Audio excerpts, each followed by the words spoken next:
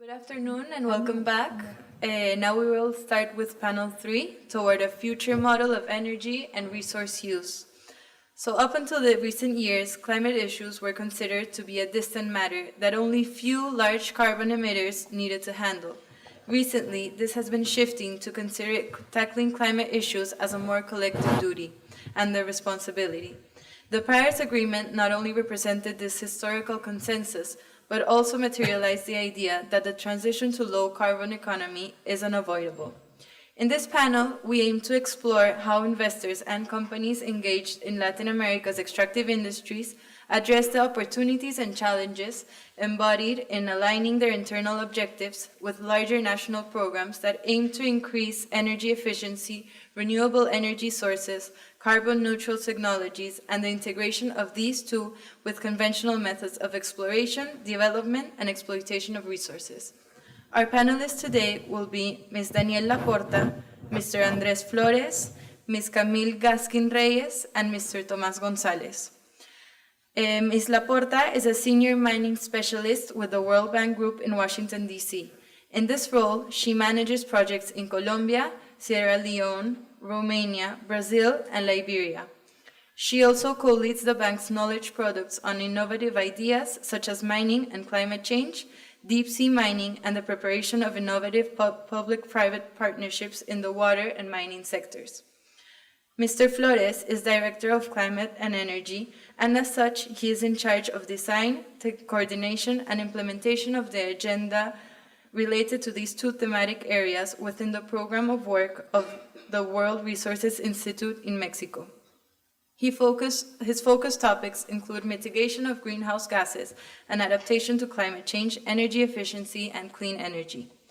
Ms. Camille Gaskin-Reyes from Georgetown University has a PhD in urban and regional planning and extensive experience in development policy and practice through her 25-year career in the Inter-American Development Bank in economic analysis, sustainable development, project appraisal, and risk assessment.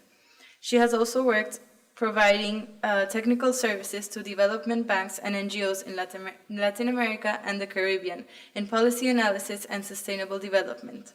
Mr. González is an economist from the Los Andes University and has a PhD in economy from the London University.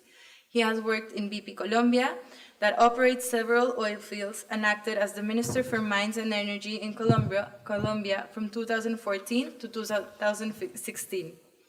And as our moderator, we have Olivia, that is a second-year McCourt Public Policy student in the McCourt School of Public Policy, and comes in representation of the McCourt Energy and Environment. Thank you. Am I on today? All right. So I'm very excited to be here, and I'm excited to hear from these panelists. We're going to begin with Ms. Danielle. Thank you. I'll just leave this.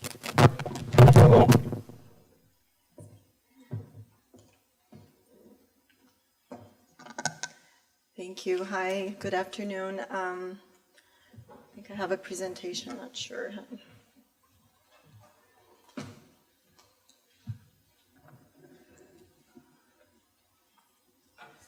Yes, thank you.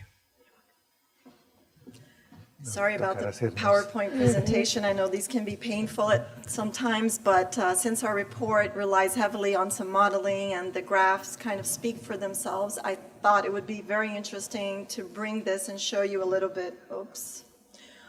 Well, you know, when in all these climate discussions and during the Paris discussions that led to the Paris Agreement, and all these scenarios of projections in terms of where we need to be in terms of global warming, very little has been said and not much attention has been paid in terms of what are the material implications for this low-carbon future? What are we talking about here? So we knew that there would be a shift in terms of what minerals and metals would be demanded to deliver on this low-carbon future, but we weren't sure what minerals and how much. So in order to answer a bit of these questions, we prepared a report that basically looked at this aspect of the climate change discussion and challenge.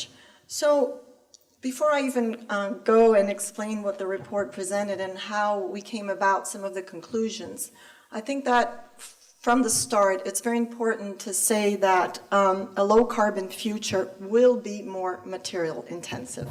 There is a very substantial material side to it, and I will explain why.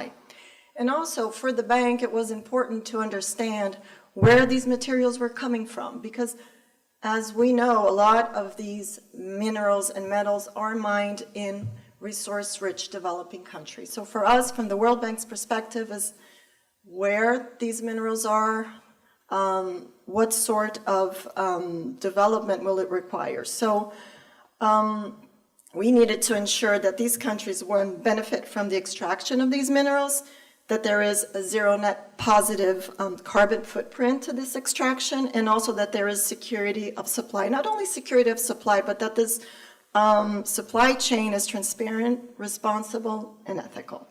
So really quickly, this presentation is why, I'm going to show you why a low-carbon future will be more mineral intensive. What does this mean for resource-rich countries and producer companies? Let's not forget that the industry will play a key role in delivering this low-carbon future for the mining sector, and the need for a climate-smart mining approach. And what's the way forward, and what are the recommendations? So everybody knows without metals, there will be simply no low-carbon future possible. If you look at what it takes to build 3 megawatts turbine, it's a lot more steel, a lot more copper, and a lot more of minerals.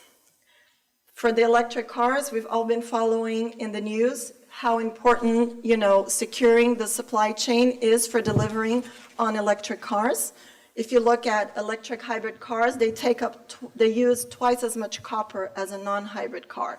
Not to mention all the other minerals and metals. We're hearing about cobalt and how difficult it has been for the industry and for car producing companies to secure the cobalt that they need to prepare their batteries for the hybrid cars. So there's a lot of discussion going on there. But for us, it was, anyway, we'll get there. So the report examines the implication of changing material requirements for the mining metals industry as a result of the low-carbon future. So special focused, again, on how can resource-rich developing countries best position themselves to take advantage of the evolving commodity market.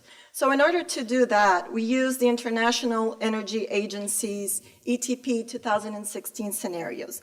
So we used the 6-degree scenario, the 4-degree scenario, and the 2-degree. The 6-degree was mostly our baseline to compare what sort of technology would be used under each of these scenarios, which sort of, low carbon technology, and what were the mineral implications for each one of them. I'm not going to go in much detail on the methodology because it would take a lot of time, but I would be glad to answer questions afterwards if there are any regarding this. So the technologies we studied were wind, onshore and offshore, solar, and battery storage.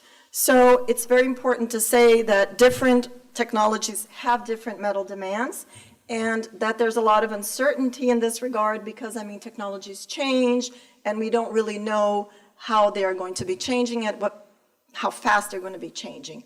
But it doesn't really matter because you substitute one mineral, one metal for another. At the end of the day, the materiality of this technology, of whatever technology you choose, is still going to be there. So, we selected a few minerals and metals. We could not do for everything. We had to focus and be very specific. So we selected to look at aluminum, copper, chromium, iron, lead, manganese, nickel. Sorry, guys, I didn't turn this thing off. So steel and zinc, and looking at each technology and what sort of minerals and metals.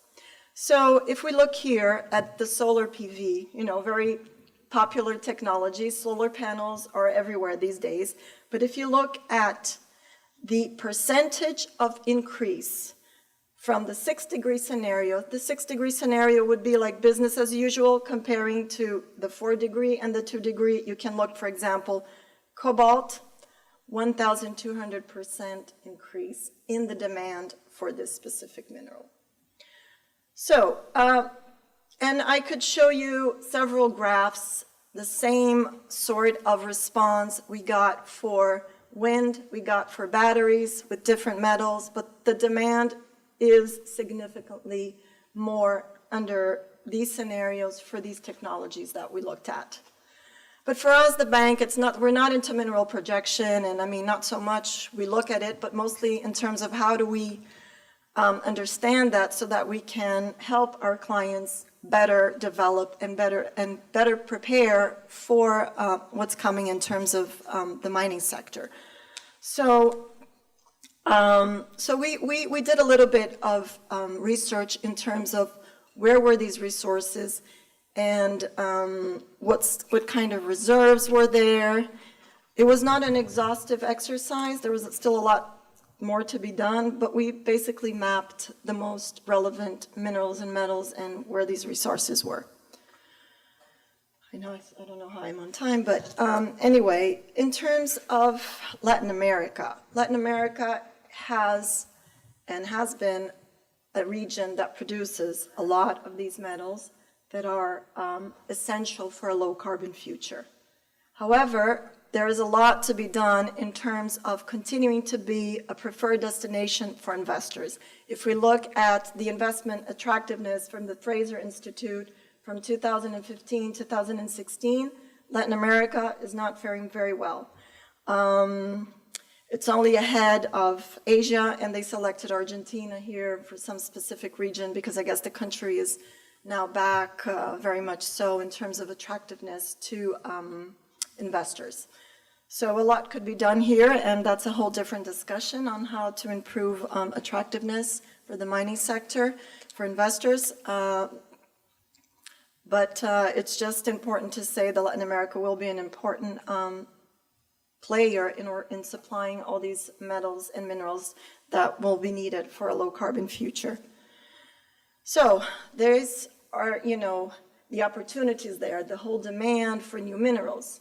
But on the other hand, there are also all the challenges associated with all this extra mining that's going to be taking place. So how do we address the carbon footprint of the industry? So on the industry side, a lot has already been done, and the industry is adapting. They know they need to adapt, and they are. So new models of extraction, energy and water efficiency, reduction in methane emissions, use of smart data, carbon capture and storage. So industry is doing, but for us at the bank, the question was also, okay, so industry is leading all this innovation, but is there a role for government? Is there a role, for governments to really provide the enabling environment so all this can happen? This is for us what really was important. So part of this challenge in addressing all this extra mining that will be required for a low carbon future, part of it is integrated landscape management and planning, including infrastructure. We have to remember mining is not just the mine site, it is also very much the infrastructure associated to it. So we could go on and on about all these challenges here, and we don't have time for that, but it's just to highlight that it is one of the important challenges going forward. So conclusions toward a climate-smart mineral and metals industry. So meeting the Paris climate target will require a radical restructuring of energy supply and transmission systems globally. The clean energy shift will be significantly more material intensive. This will probably open up new mining frontiers with new opportunities and risks. Technology choices matter. Need for a flexible approach. The footprint implications of the materiality of clean energy needs to be factored into the climate change and minerals development strategies of countries and companies. We cannot overlook this anymore. These discussions on climate change do need to take this into consideration. So for us, we see very clearly a need for a multi-stakeholder approach where we have governments, industry, minings and metals community, climate change, sustainable development community coming together in order to address all these challenges. Thank you.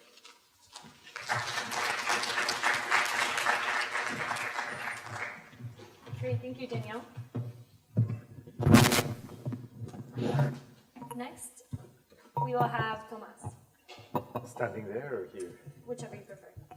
Let me stand up. It would be easier. Okay, thank you very much. Good afternoon to everyone.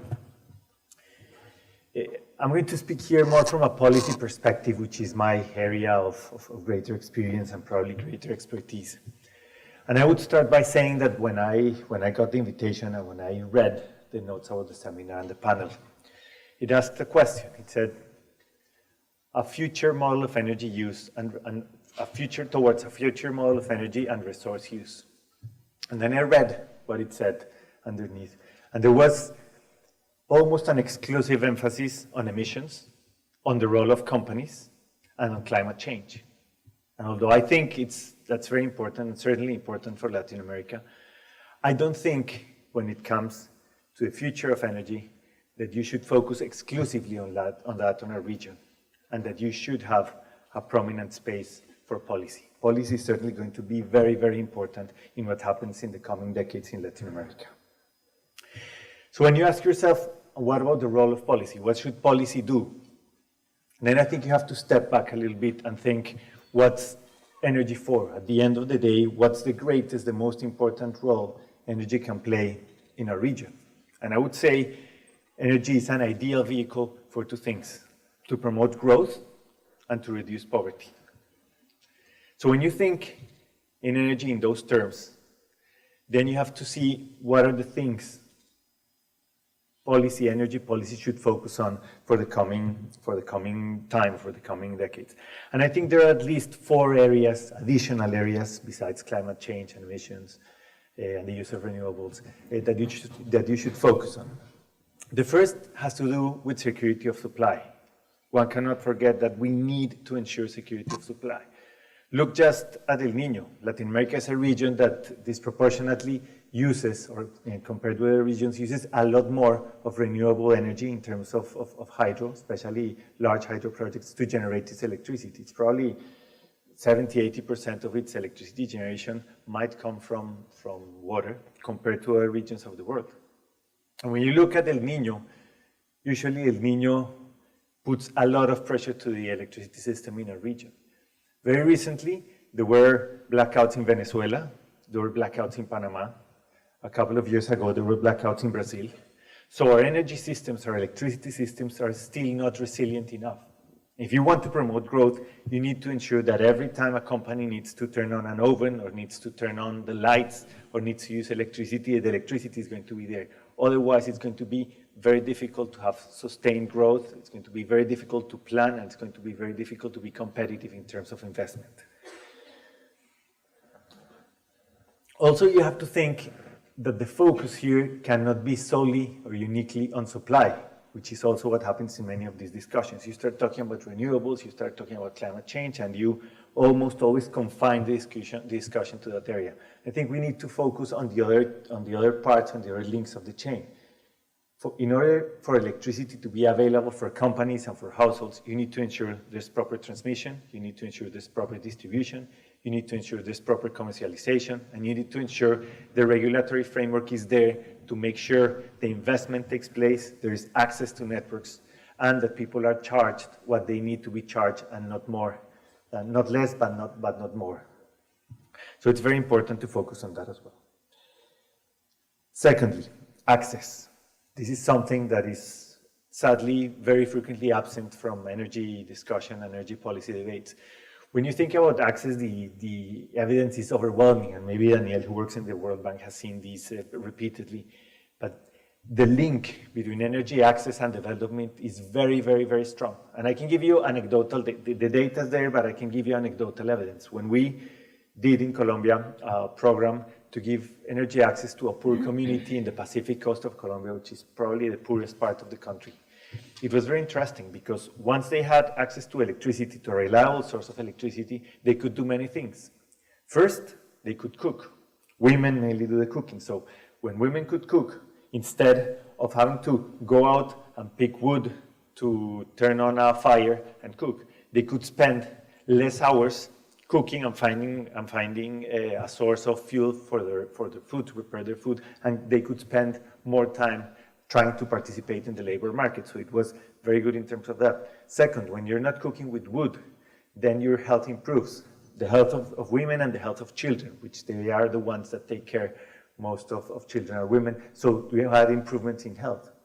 The men, which were usually fishermen, what they did is they fished. They collected the fish, and once they ended up their day of fishing, they needed to take the fish to the consumption center. So use all their gasoline in their motorboats to get to the consumption center. When you have the opportunity to have electricity, then you can have a fridge, and you can store a large amount of fish, and then you can take the fish, a lot of fish, to market in a single trip. So income increases, efficiency increases, productivity increases. For children now have light to study during the night, so educational achievement also raises. And I could go on and on. You can refrigerate vaccines, for example. That's very important in terms of health. You can put lights to communities, to streets in communities at night, then they become safer. So I could go, as I said, on and on and on, but the evidence is very clear. The problem is that when you look at Latin America, and you make a rough estimate, and there are many calculations of this, around 30 million people, a little bit more than 30 million people, don't have access to electricity. That's the population the size of Peru. That's larger than the 10 biggest US cities. You take Los Angeles, New York, and all the 10 largest US cities, they don't have 30 million people. So that's the amount of people we have without electricity in Latin America. And it's probably an understatement, because a lot of people have access to electricity, but only for a certain amount of hours a day, or they have access to unreliable sources, so they have cuts with a lot of frequency. Then you have to think what the contribution to growth and the reduction of poverty and the reduction of inequality. By the way, Latin America, if you take the top 100 or the 100 list of income distribution in the world, and you look at the worst 10 countries in the world, 8 of them are from Latin America. So we have a big problem there. So we cannot neglect thinking about access when we think about the future of energy policy. Thirdly, efficiency, and that's probably one of the largest contributions any topic can make to a more sustainable and a more environmentally friendly use of electricity is if we focus on efficiency. Usually the discussion goes to prices. Are we charging market prices or not? Are prices competitive? If firms don't have access to energy at competitive prices, it will be hard for them to compete and create jobs. But it's not only prices. It's also quantities. Quantities, consumption in Latin America, at least in Colombia, which is the country for which I know the data the best, consumption is not done efficiently at all. It's incredible how industry, how transportation, we have cars, we have buses, we have mass transportation systems with old engines that are not very efficient. So that's waste, that's pure waste. We did an estimate in the case of Colombia, and we think that with energy efficiency measures in conservative estimates, we could reduce demand growth by at least 1 percentage point a year in energy demand growth. That's huge. That implies building less new generation projects, and this involves a better use of resources. And fourthly, taxes.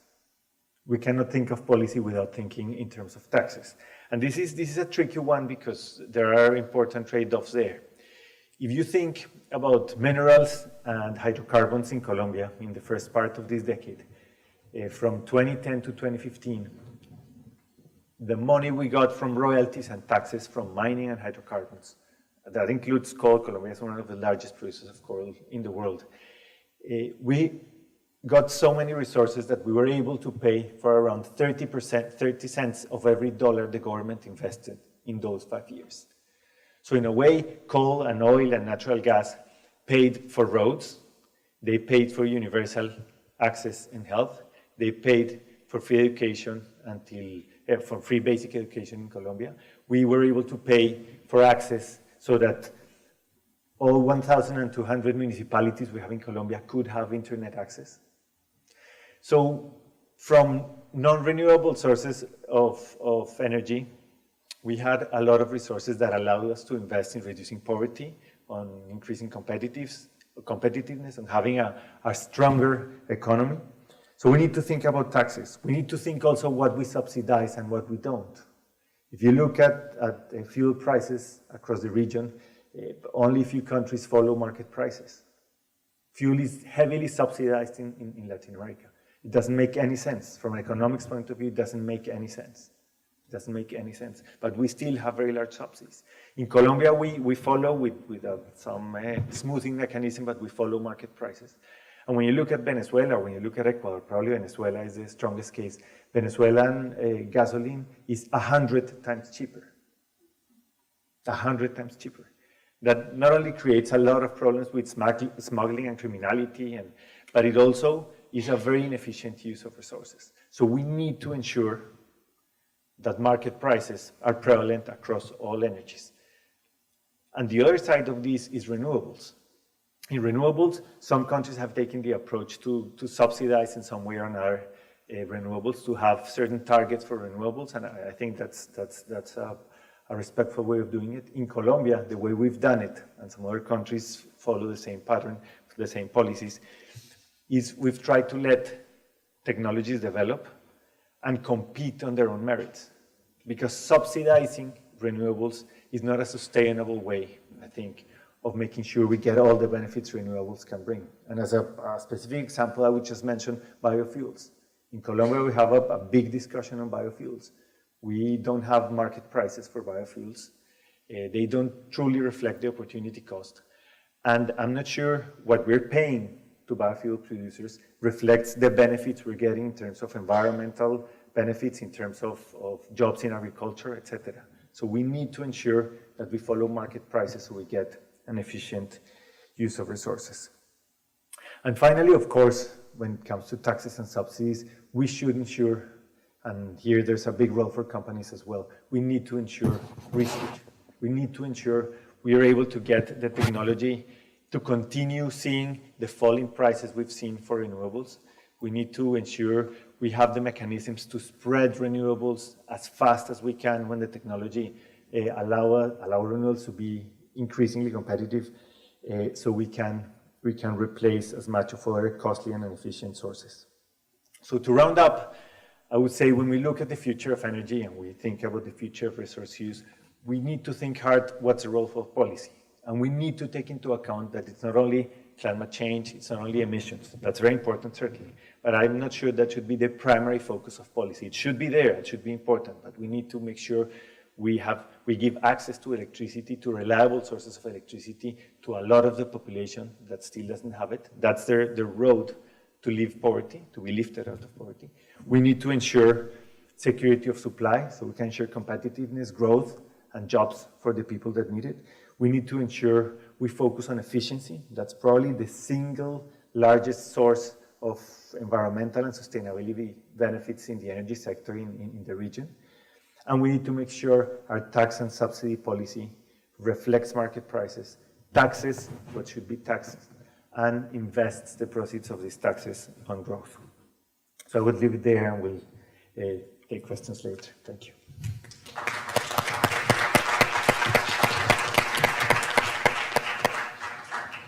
Next, we'll hear from Andres.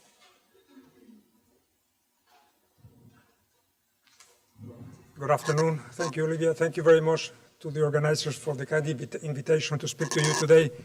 My presentation, my speech is going to focus mostly on the energy sector, and I'm going to do some of the links, the clear links to climate policy at the global scale. And then I'm going to focus more of my examples to Mexico, which is the case that I know best. I think that some of the challenges that I will speak about and some of the possible opportunities apply to other countries in Latin America and certainly to many other countries around the world that are facing the same challenges and in the face of climate change. I will start with my punchline. The economy is not moving fast enough to achieve the global target of 2 degrees centigrade that was set at the Paris Agreement. And the energy sector, as a large part of the economy, and in many countries the largest contributor to emissions, is either not moving fast enough, is not moving at the pace that would be required to meet this global target. So there's the need to scale, and there's a need to move at a faster pace, as I was saying, towards an increased use of renewables, towards energy efficiency, and towards actual implementation. There's a lot on the Paris Agreement, for instance, put there by the parties, by the countries, the 194 countries that signed the agreement. But moving from there to implementation has been a major challenge, and it is not, as I said, happening. The International Energy Agency projects that industrial energy demand and the use of oil, for instance, for transportation especially, will still increase significantly in the next following years, at least until 2022. And that is too late probably to solve the climate crisis, at least with the ambition that was set at the agreement, in the agreement. And this is true especially in developing countries. In many major economies and developed countries, of course, energy consumption has been decoupled from economic growth. And that is because transition has already taken place and we are producing in a cleaner way. We are using more advanced technologies. But in developing countries, that is not the case. And there are many of those who have no resources to make the change fast enough. So their economic growth is closely linked to energy consumption, but also as countries develop, there's a tendency also to use more goods and services. Of course, if we have a larger middle class, we will tend to use more cell phones, more vehicles, more appliances in the house, and that will make us relatively larger consumers of energy in per capita terms. So my example from Mexico. Mexico set a goal that is very ambitious, 22% reduction in greenhouse gases by 2030, related to business as usual. And that relies a lot on shifting the energy sector. Mexico has 60% of its emissions coming from energy use and energy generation, 60%. That is closest to what a developed country has. I think in many countries in Latin America, Brazil, for instance, most of the emissions come from land use changes still. But in other countries, Mexico is an oil producer and it's relatively industrialized. A lot of emissions rely on energy, on the energy sector, and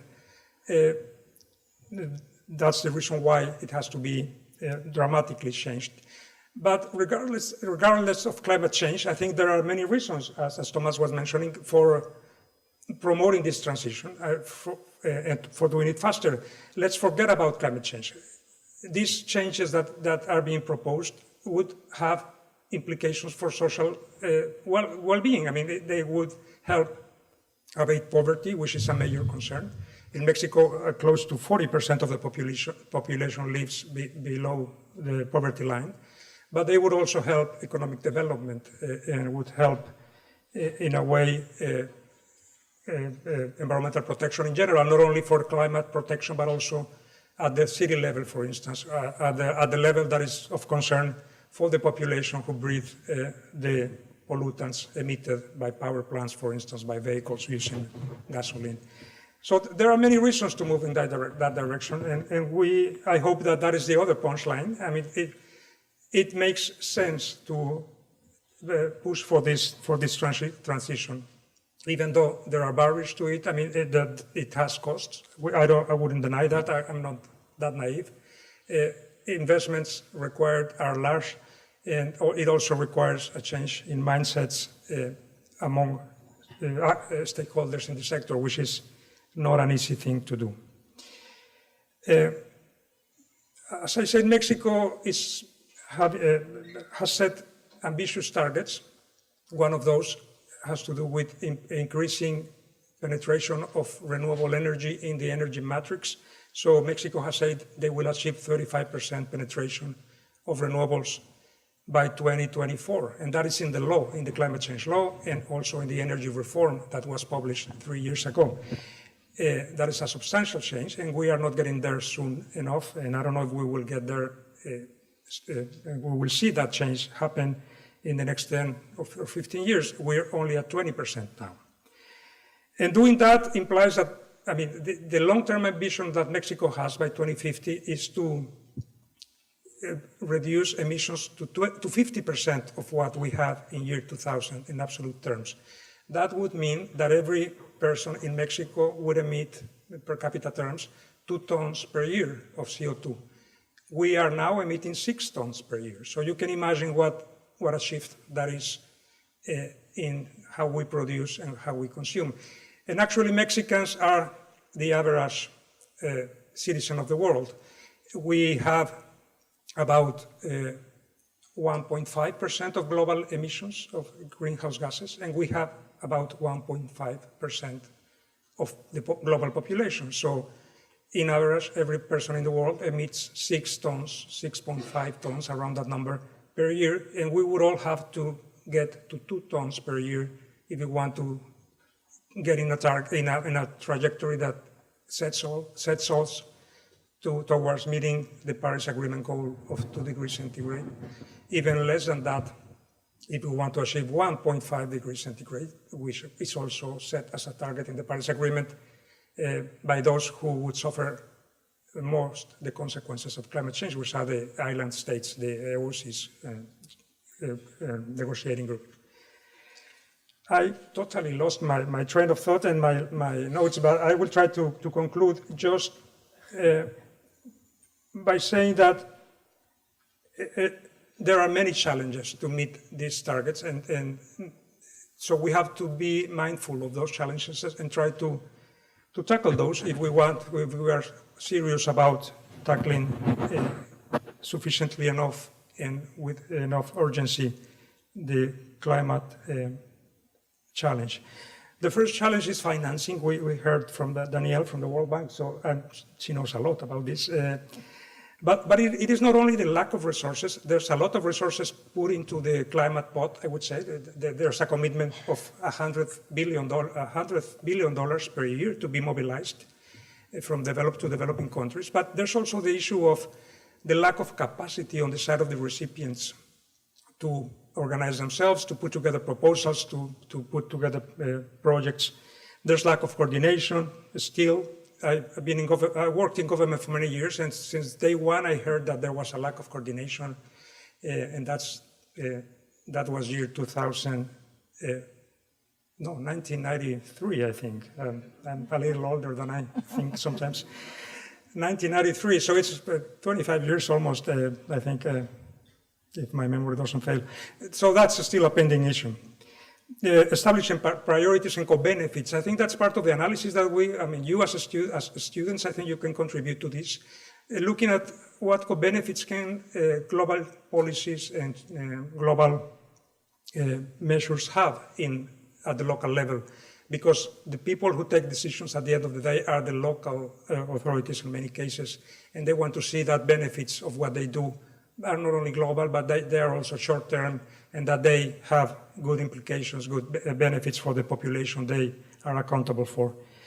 There are also issues of analytical work. Robust analytical work is still missing in many cases, and that's something we do at WRI all over the world, and we're trying to do that in Mexico. MRV, I was talking about accountability, measuring, reporting, verifying that what you get the money for is done.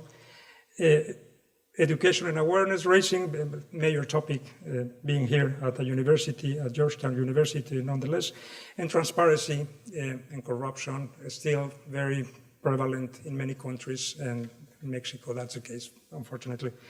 So those are my ideas for starting the discussion. Thank you very much.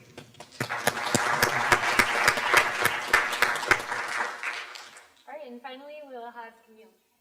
So I'll conserve my energy by sitting, if you don't mind, because it's Friday and I feel a bit tired. I've had a rough week. First of all, thank you for inviting me, and I'm very happy to be here at this panel with these distinguished guests, because I teach here, but before, I was in your shoes. I was at the IDB for 25 years, dealing with a lot of these tensions and problems and challenges and opportunities. So I know where you're sitting, but I also know I'm kind of putting on the academic hat, so while I really have that background. So I just wanted to, not summarize, of course, but nothing I say today or now can be understood if we don't look at what was said today, this morning, right? So in the course of today, we heard about the tension between the need for the extractive sector for energy development, the developmental need as well, as you very clearly pointed out. Without electricity, without energy, people cannot develop themselves, right? Communities cannot develop. But also we have the tension between that need and the social, environmental, and community impact. So this is something that has to be navigated carefully. So I'd say that Latin American and Caribbean countries, because we have to remember that Caribbean countries do not have many natural reserves or resources. Very few of them, with the exception of Jamaica or the DR. Many of these islands are mostly tourism-based, so they're importers of hydrocarbons, and they also have a different challenge. So they're between a rock and a hard place, how to navigate these challenges. We're caught in the commodity export model since colonial times, and now this has become intensified through globalization, deregulation, and liberalization of the economies. So we have on the one hand the benefits of economic growth, and on the other hand, so the income, the revenues, the employment impact, the developmental impact, but on the other hand, the costs and the externalities of the extractive industries, of the oil, of the hydrocarbon, and of other exploitative processes. This is not only happening in Latin America. If we look at Africa, we'll see the same type of tensions. We'll see the blood diamonds problem. We see the coltan in the Congo. We see the oil in Sudan. We see the origin of conflicts very much related to natural resource deposits, as well as the resource curse that was alluded to this morning. And we see it in Latin America, in Ecuador, the Yasuni Park, drill or not drill. We see the Camisea project in Peru, some of the issues that the IDB had to deal with. We see in Brazil the spills that were alluded to this morning. So in discussing all of this, we have to think of how do we approach it. And I was looking and thinking about how to frame this presentation. And I thought of the word extractive, which is the thing we're talking about today. So I extracted some letters from the word extractive. Try to make it a bit more light so that because we've heard today a lot of the technical parts. I want to come to the core of the problem. So and also we heard this morning about the Chevron way. We heard the legal way, the human rights way, the IDB way. The IDB was here too. And I want to propose the sustainable way. But before I get there, let's talk about the letters I want to extract. So I'm going to go with the letter C, coming from extractive, and I'm going to kind of pinpoint the things that I think are important to come to this consensus of stakeholders that you talked about. It's impossible to do it alone. We have to get all the stakeholders, shareholders, and the agents of development in one page, and that's the very difficult part. So the first C, I'm just going to say consultation. There's a dire lack of consultation up front with stakeholders in mining and extractive areas. That's why we have the conflicts later that takes us to the human rights court that we heard about today. Compliance with contracts signed, that's an important thing. Governments are making contracts with companies, and there must be monitoring of that compliance, and sometimes there's non-compliance. Compensation for communities and conflict resolution mechanisms. These have to be enshrined in the whole ability of the extractive industry to have a contract that is also equitable for the communities. Don't forget conservation. We haven't talked much about this, but I think you alluded a bit to the efficiency argument of trying to use resources efficiently, and one of the aspects of that is also conservation pricing, but also trying to figure out how you can save, meaning not, and I bring it to the next C, the climate change impacts. We have to be climate smart, as you said. I like that word very much. Right now, climate change is something that's an elephant in the room. Because why? We have all these oil, hydrocarbon assets. You pointed out the implications for the Paris Accords, for the greenhouse gases. we have to be thinking of how to reduce this. There's no way out of this. And I think your presentation was interesting in that it's a paradox almost, that to reduce it, you have to mine more, but you're mining to bring in more sustainable ways of energy. That's still left to be seen. The jury's still out on that, but I think it was an important point.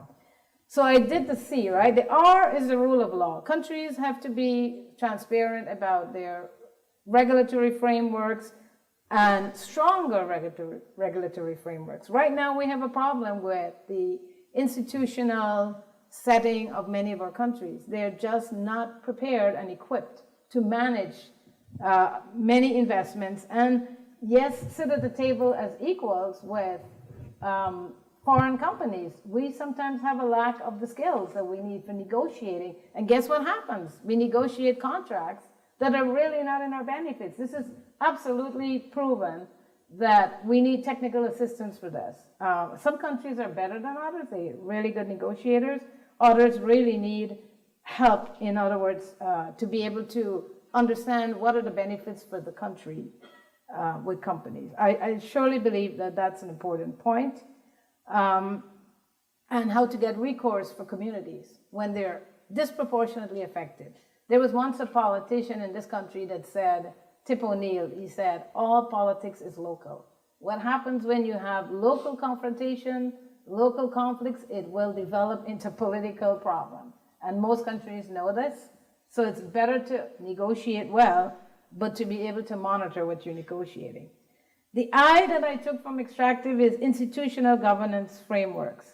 Not only the contracts, the negotiation, but sound institutional capacity.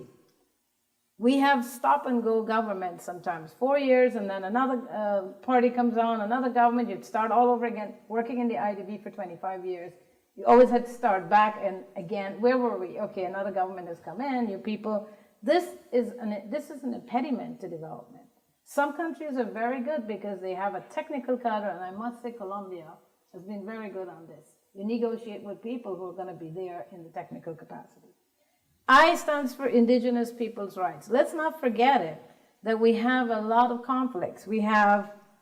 I just got a statistic of 327 mining projects in Latin America. In the last 5 years, we had 118 conflicts in 15 countries, with Brazil the most affected, with 21 conflicts in 34 communities, local, indigenous, and small farmer communities. We have to be mindful of that. So part of it is upfront thinking, how you're going to plan this, and the consultation mechanisms. And that goes to the T. The T is transparency. How many people in the country know what is being signed in these contracts? Someone asked that question this morning. It should be completely transparent so people know where their resources are going to, what are the terms and conditions of contracts, and what are the benefits accruing to communities. And transparency has to go to national, state, and local levels. Oftentimes, communities are bribed or confused, and they accept contracts without knowing exactly what they're accepting, and you pit one group against the other. This would be solved by having a transparent framework. The other part of the T, I think, is technology, which you said. I think we have to be really more up to speed with a competitiveness in technology and technological advance for new energy technologies. This is lacking, and technical assistance is needed for that. E is energy sources, which you talked a lot about. I want to put E in as environmental management frameworks, which need to be strengthened. And E is efficiency as well. And the part of it is to maximize economic benefits for the country and its population while minimizing the costs. This is what I would consider the E as an economic, a complete element of economic growth. So A, I will bring the A, which is an extractive. I think there's an A somewhere. And I want to say accountability. Accountability of governments, accountability of companies, accountability of parliaments or to parliaments, and oversight, parliamentary oversight, and of the ministries in charge of either energy, mining, environment. Most industries are kind of compartmentalized, so they ought to be a bit more working together to see all parts of the picture, the energy part and the, as you mentioned, very interesting, the educational linkages, The environmental linkages are important, as well as the employment linkages. I worked in Colombia for a couple of years. Actually, it was in energy projects. And I was amazed to see that bringing energy, bringing electricity to very rural communities, particularly hydroelectric projects, women were really big beneficiaries. They started to have small industries, they started catering companies, they were really using electrical, turning on a light, having a fridge to improve their income. That's absolutely true. I mean, it's something that you can evaluate. And A also means alternative energy sources. Let's think about alternative energy as well. I mean, we have maybe some countries would have hydrocarbons. Some countries do not. Barbados has nothing except a beach or a beach around an island, which you can go around in an hour. That's what they have, and they have to rely on that resource, which is a natural sun, sand, beach, and import almost everything. They have to be concerned about an alternative path to renewable energy and policies that support that. And many other countries, we have hydroelectric, we have to be concerned about possible conflicts with displacement of communities or not, because, or say Patagonia, are you going to put hydroelectric dams there, and or are you going to leave it pristine and go up north and put solar energy? These are alternatives to look at. We have geothermal, we have wind, we have solar, wave energy, which is a big thing happening now in the world, bioenergy. This thing about batteries is an important one, but then you have to worry about the lithium and all the other things that go with it, and responsibly and sustainably use of this resource. So I would say the way forward has to be this sustainable way, taking all of these into account. So I end by saying, I want to use the extractive word again, and I want to say take extra care about these things, be active and proactive in managing the resource base, looking at the long term. Governments are notoriously short term. I have to repeat it because there's a horizon within which you have things to do, and 4 years come and go, or 5 years, and then the next one might take over, or you might have a longer run. But be active in thinking of setting up a structure that is going to combat the structural impediments to sustainable development. And with that I end. So thank you.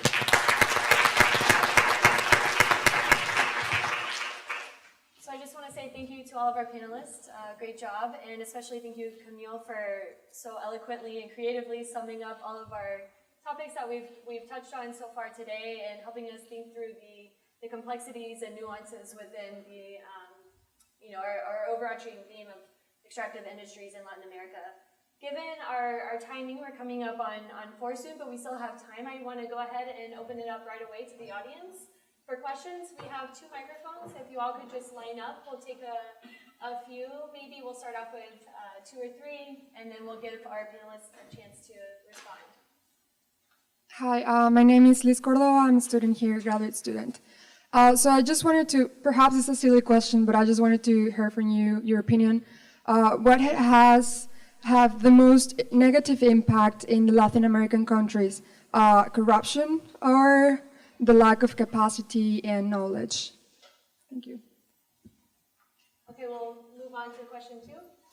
It's more or less related. The first question was, to what extent, from my perspective, I'm Venezuelan, and I feel like a lot of our policy making is very improvised.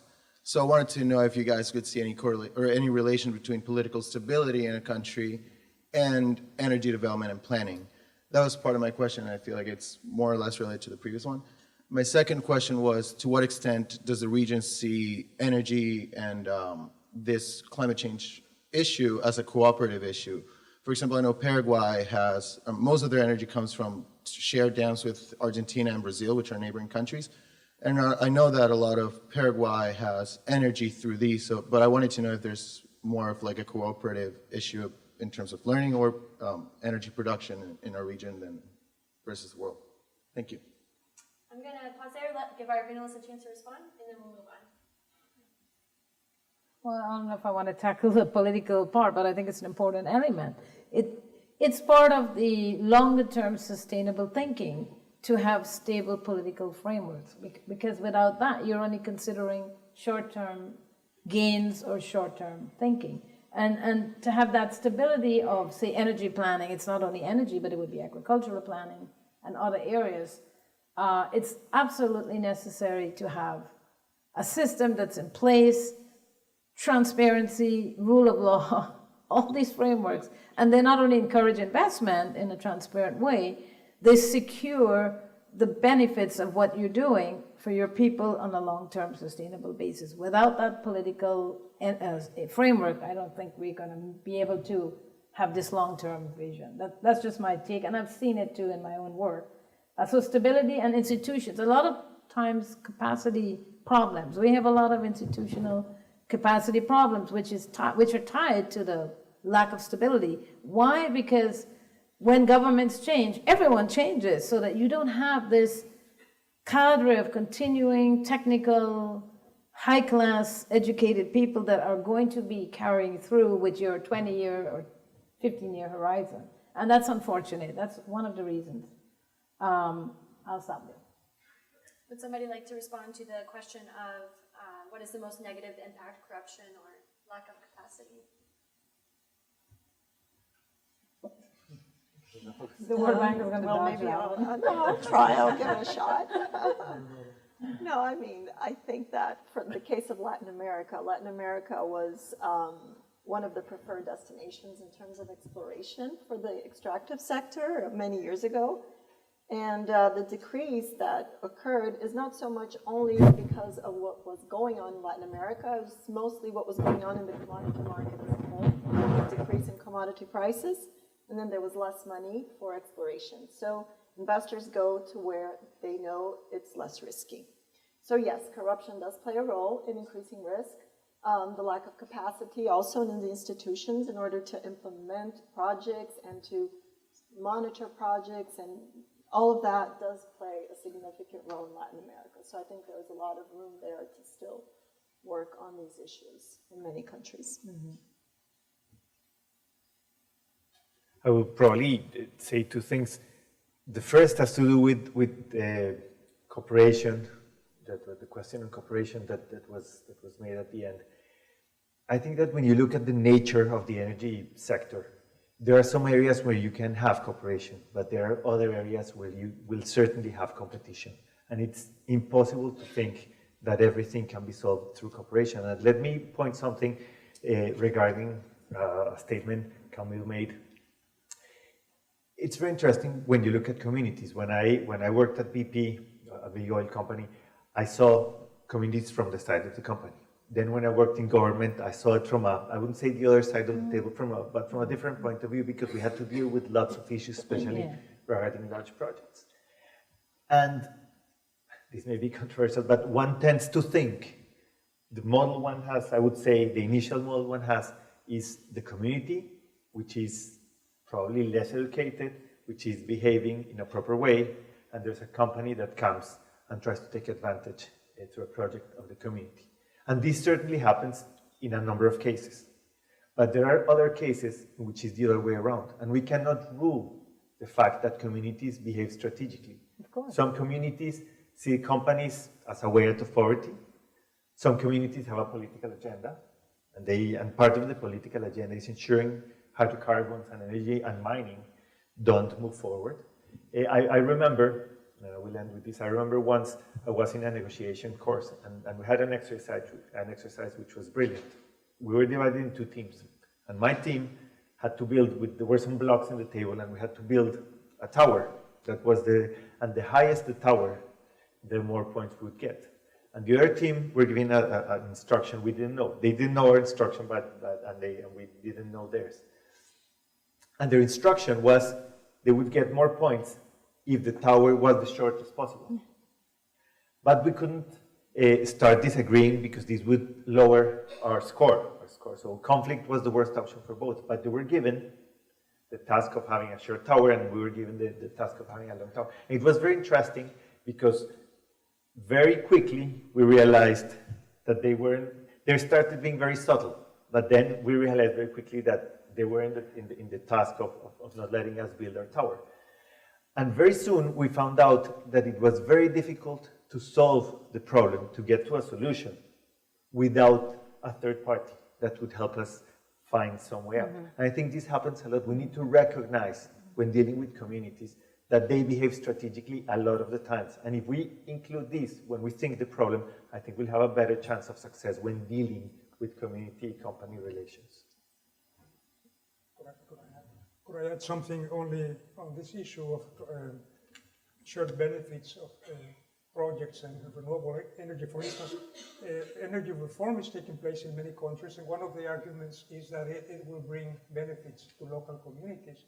But somehow we see that local communities are opposing those projects in many cases.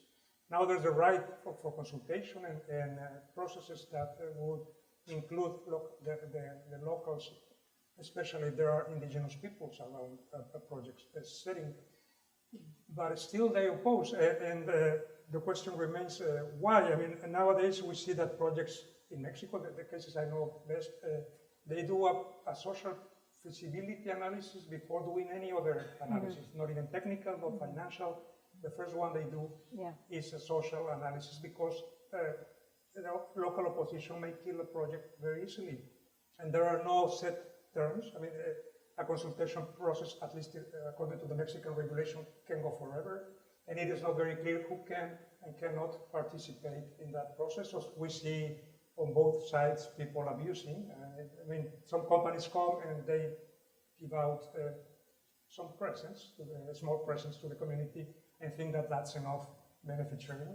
And the communities also sometimes try to maximize their own benefit and abuse a little bit the system. So it's an interesting question. I think it will make for a nice Georgetown University thesis at some point. But we are dealing with that, and we will do some research on that matter soon. Thank you. Just a quick thing on corruption that just occurred to me. If you look at corruption, you might even say it's a tax on the poor in a sense.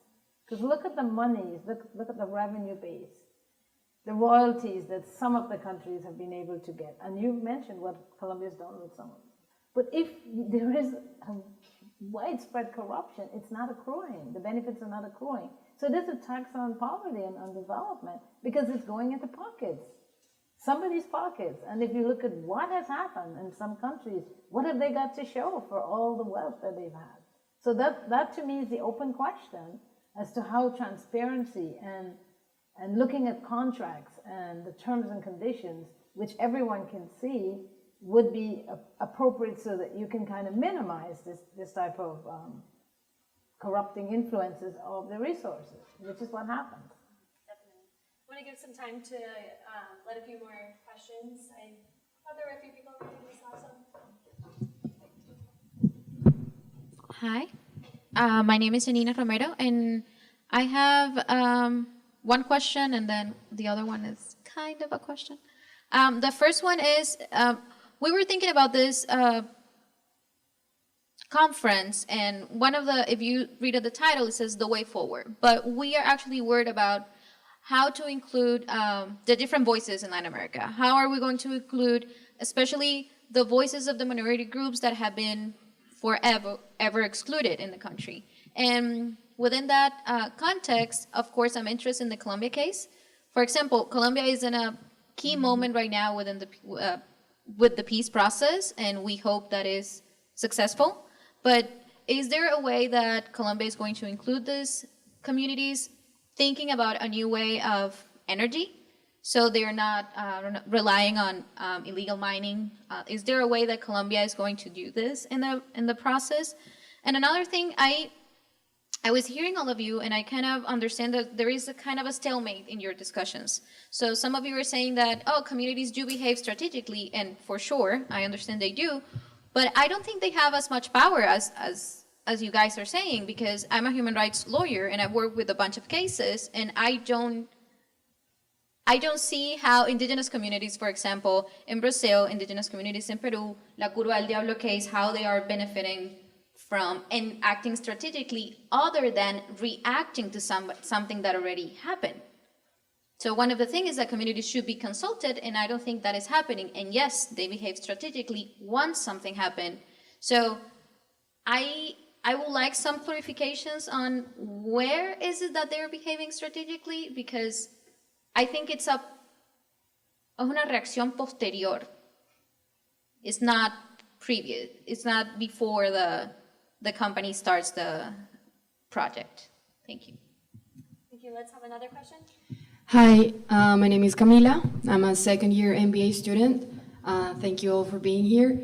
My question has to do with the other side of the spectrum. So certainly this transition to a more efficient energy and a low carbon economy is going to have an impact on the private sector.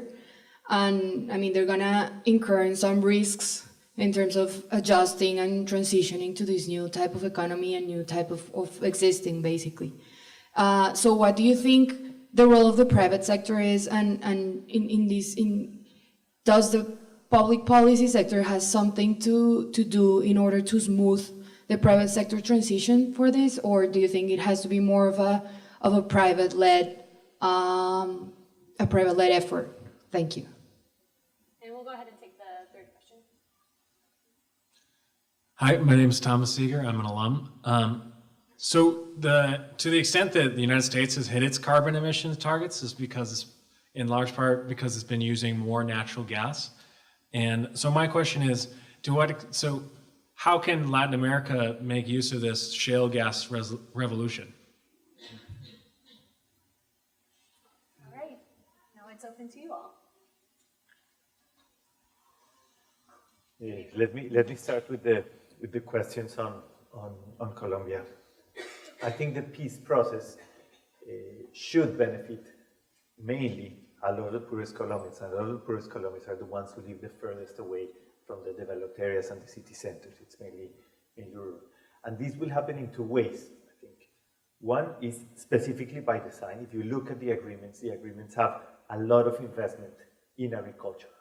A big chunk of the 300 and so pages of the agreement deal with what needs to be done in agriculture to improve access to land, to have a better registry of lands, have better information, have credit, have public goods for agriculture. So it's specifically by design.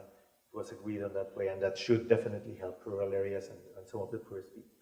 But also, when you have peace should open up for investment areas that before the peace agreement were not open to investment. Maybe some larger companies, mining companies, knew how to deal best with investment, with security issues, but nor hydrocarbons nor mining are labor-intensive activities. And these other types of investments should definitely benefit from a better security climate. And if we see those companies moving in, we'll definitely see jobs being created at the local level where we want the poorest of Colombians to benefit. Regarding the question of strategic behavior, of course, and I will stress this again, I'm not trying to say, it's very hard to generalize here, so I'm not trying to say that always communities behave strategically or always companies take advantage. You have cases of both. I'll tell you two examples on my direct experience of strategic behavior by communities, which were done prior to projects and not after the projects. The first one has to do with the community consultation processes, especially with indigenous communities. There's a strong protection by the law. That makes sense, of course, all the strong protection. And sometimes when they don't want a project, or when they want to increase what they get out of the consultation process, they just extend the project over time. They don't let themselves be consulted. I don't know if it's a proper English word, but they don't let themselves be consulted. They just don't show up. They say they will be at some point, at some place for a meeting, and they don't show up, and they don't show up, and they fail to reach an agreement on purpose. Because the longer the companies have to wait, usually the higher development cost, the higher the cost of carrying out a project, and communities know this, and I've seen this several times. Another example had to do with drilling. There was an exploration project in the plains of Colombia, and some local communities decided to make a big thing, saying that they were going to drill in Caño Cristales. For those of you who don't know Colombia, Caño Cristales is a jewel. It's a place that hasn't been really developed for tourism because it was insecure. It's like sort of small river that has 7 colors because it has some vegetation that changes colors during the year. It's very, very pretty. And when they were able to successfully put this in the public discussion, people went panicking. People went panicking, and the Ministry of the Environment in the end said, we're going to revise this permit, even though there was not going to be any drilling close to Caño Cristales. So you can do a lot of strategic behavior, being smart and trying to advance your agenda. The problem is that it might have negative externalities. And then regarding the shale revolution, I definitely think, I know Argentina has vast reserves. I don't know the numbers for Brazil, but I guess it has vast reserves. And I like to think in terms of hydrocarbons and in terms of mining, this is the wealth of the subsurface that will pay to reduce poverty in the surface. So we need to get out these resources. I'm convinced it can be done in an environmentally sound way. In the case of Colombia, we have good environmental regulation. It's not complete, but we have good, sometimes stronger than here, sometimes stronger than Canada. But we need those resources because there's a very easy dilemma here. If we want spending, we want all the spending in education and development, and we don't want more taxes. We need to want oil and minerals. Can I just come in on the gas also? I'd like to respond a little to that. First of all, I think that in these climate discussions, it's been recognized that gas will be a transition fuel. We'll remove from fossil fuels to cleaner and greener energy technologies. I think it is the only way in most cases.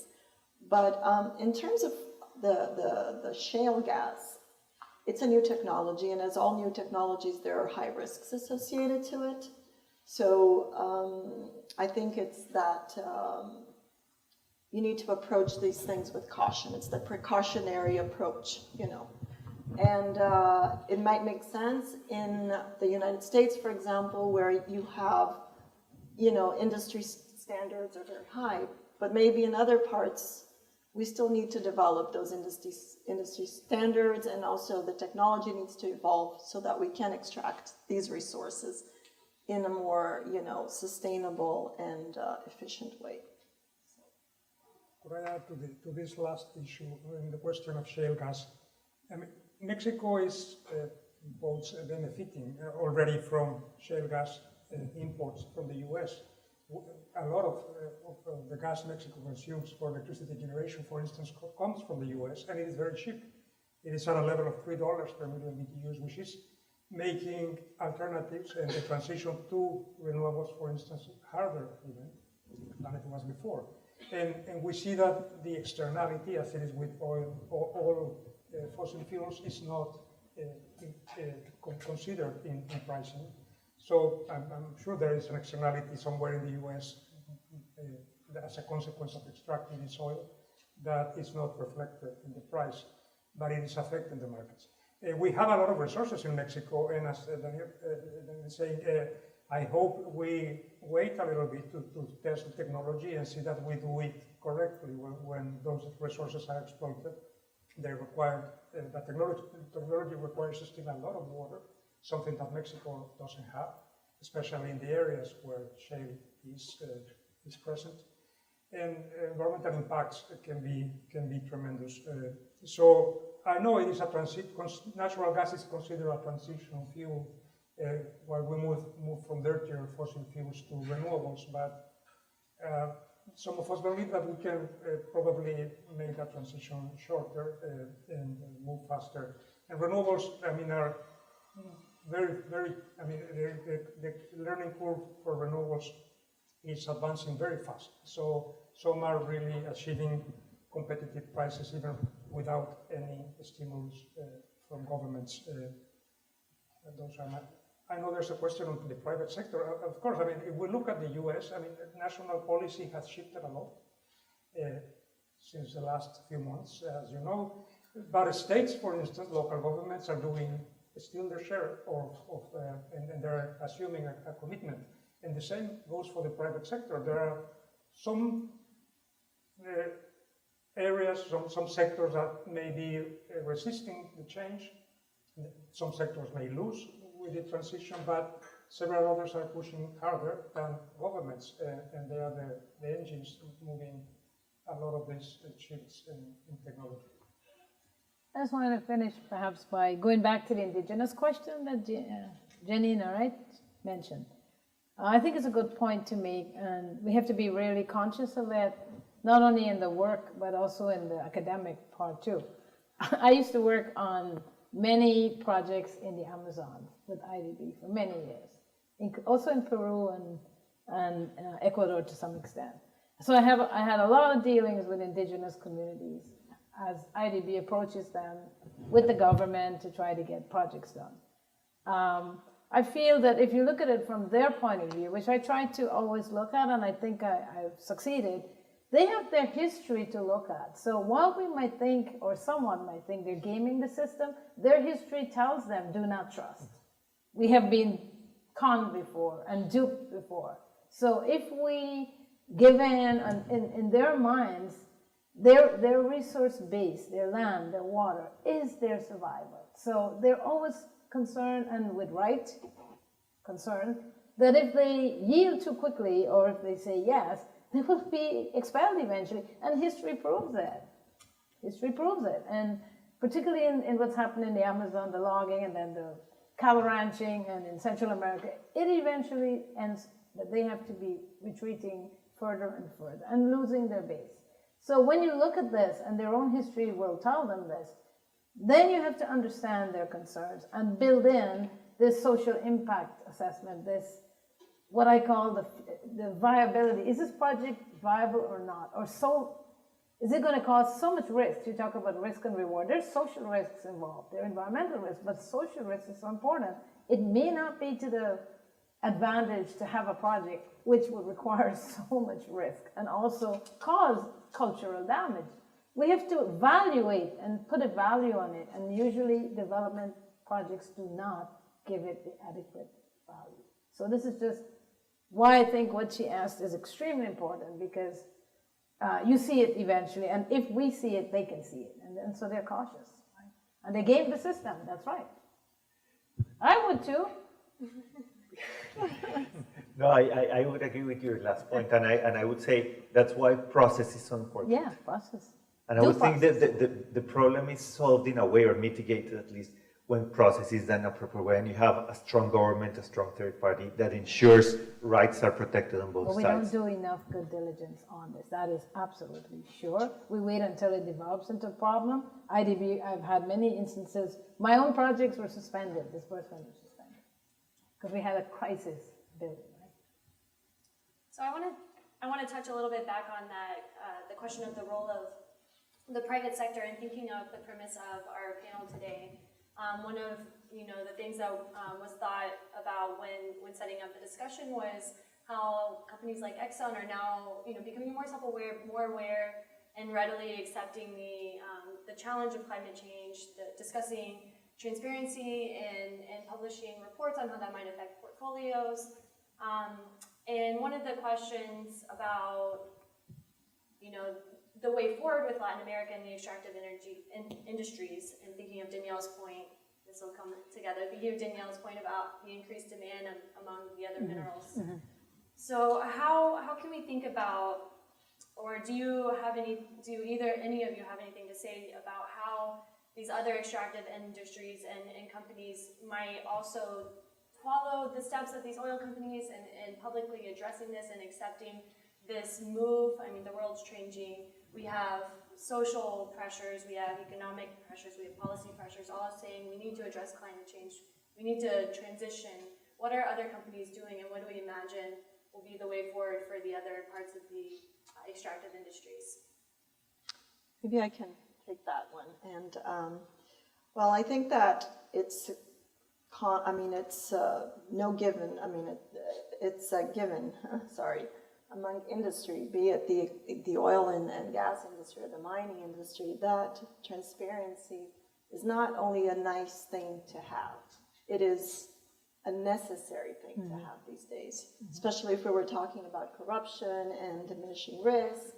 So I think both the industry and governments and civil society have come a long way in terms of improving transparency. We look at the Extractive Industries Transparency Initiative, the EITI. So the EITI has one of the best things the EITI has, which is the multi-stakeholder group, which brings together industry, government, and civil society. And the objective is to really not anymore only just look at payments from industry, but really look at the whole sector and assess transparency in a more, holistic way. And I work in Sierra Leone. In Sierra Leone, 10 years ago, contracts, nobody knew what was going on in these contracts. Everybody was taking, the elite was taking a piece of it, everybody had their little piece, and nobody, knew what really was in these contracts. Today, Sierra Leone has a public repository where you can go online and see every single mining contract that has been signed. So I think and I see many countries going that way, so I think we are in a good path to improve. We're not there yet, far from it, but we have started a good process. I think there are lots of lessons to be learned from the oil and drilling industry and the mining sector as we transit to the natural gas and then hopefully to solar and wind and wave energy. And we should be able to harness those lessons learned and apply it for the future. Latin America as a region does not do that too well. They kind of forget their own lessons learned. But I think there's hope in that there may be a push to do this. And the other thing I think we need to get is technical assistance for better enforcement. So you may have a very good contract with a company or a mining corporation, but the enforcement is not there because the technical capacity is not there. So the companies will have a spill and then they'll just do a quick thing and they're back in business. But if you had enforcement and monitoring, and that's something that's a technical assistance, and a lot of it could be done by IDB, World Bank, and other places, to be able to put those structures in place to monitor what's happening, so that communities do not feel that they're on the wrong side and they're getting the impact, and nobody's out there to help them. Nobody's going to be there for them. There has to be, and sometimes it could be a third party to be out there to regulate, monitor, or it could be the strengthened environmental or social agency of the government that is independently and not beholden to the mining industry or the mining minister or whoever else is calling the shots. And that's your balance of power within a government. The environmental people are usually not as powerful as the others. I know that from experience. Great. With that, I'm going, just for time's sake, going to draw this to a close. Let's thank our panelists again.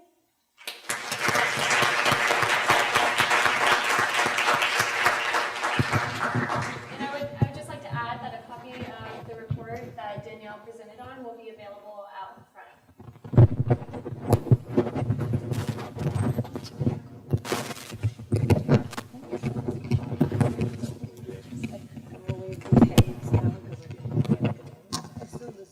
Dear honored guests and attendees, on behalf of the organizers of this event and the Georgetown por Colombia chapter, it is our pleasure to make a few closing remarks and express gratitude to all those who helped make this event a reality.